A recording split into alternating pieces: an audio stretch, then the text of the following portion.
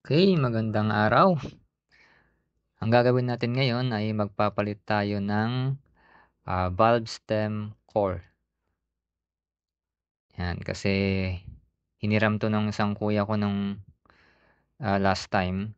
Ayun, nung binalik niya, bali naman na yung sa loob ng pito, kaya hindi mabombahan. 'Yan, gagamit tayo nito kasama nung set nung nabili kong screwdriver. So, shoutout nga pala sa kuya kong taga Tuba, Camp 6. At meron din tayo nito, tire inflator, bago. Shoutout sa nag-donate ng pambili, yung kuya ko naman na taga Hawaii.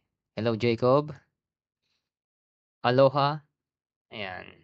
Pero para may pampalit tayo dun, kuha tayo dito sa sirang, spare tire. Yan, kunin natin yung valve stem core niya. Yan ang ipapalit natin.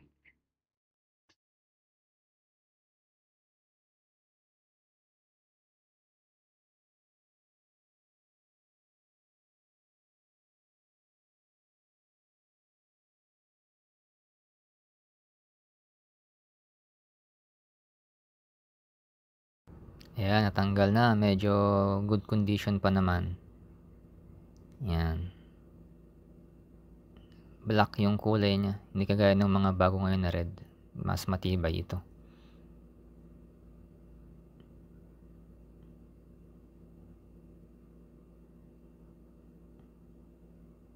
So, tanggalin din natin itong sirang loob ng pito nitong Adventure.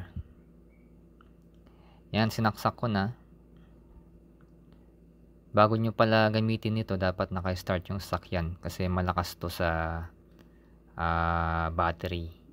Yan, pwedeng may adjust to yung tire pressure nya, PSI. So, set ko lang siya sa 30 para sa harap, 30 PSI. Tapos nandun yung on nya para magkarga. So, ready lang natin lahat dyan para madaling may kabit kaagad kapag natanggal natin yung core ng P2.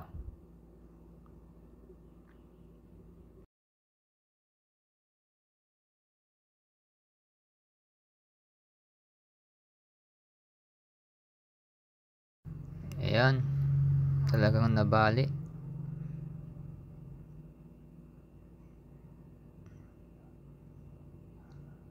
May nabibiling ganyan sa Lazada o Shopee. Yan, pareho naman. Ilagay na natin.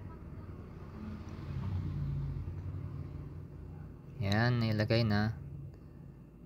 Tapos, ipasok na natin yung tire inflator.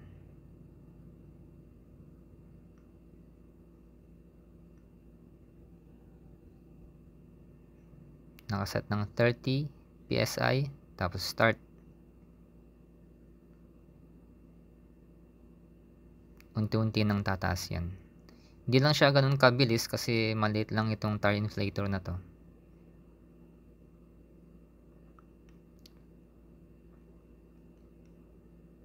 Maganda ito kapag emergency, meron kang pang-inflate ng tire.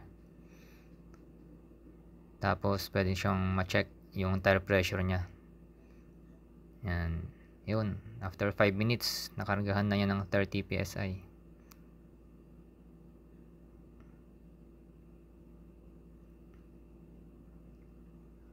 Tapos na-check ko na rin, wala namang singaw ng hangin dun sa may pito.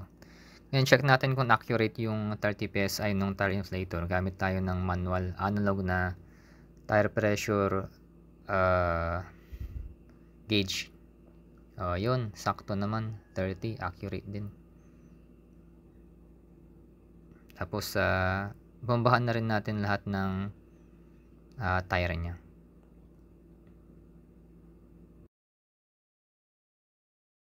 Kapag wala pala kayong ganito na screwdriver, pwede kayong gumamit ng takip ng pito na may parang ganun. Pakita ko sa picture. Ganyan. Pwede kayong gumamit ng ganyan. So, itong tire inflator, okay naman, di naman uminit masyado. So, magtatagal to, basta ingatan lang. Kapag uminit na masyado, tigil, tapos gamitin ulit.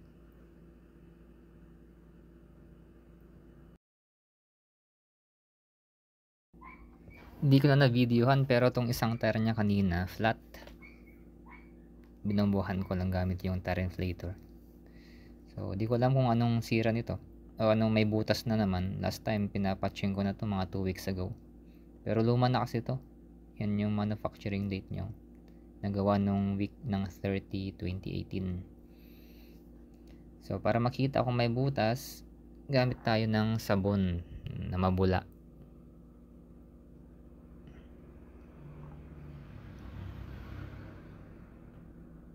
Yan. Pabulahin lang natin. Tapos ipunas natin sa tire.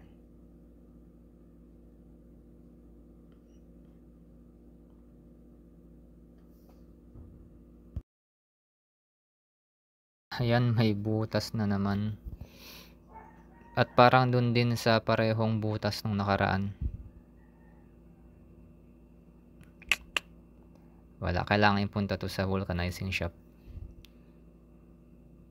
Wala na naman yung pambili ko ng ulam ko. Mapupunta na naman sa gulong.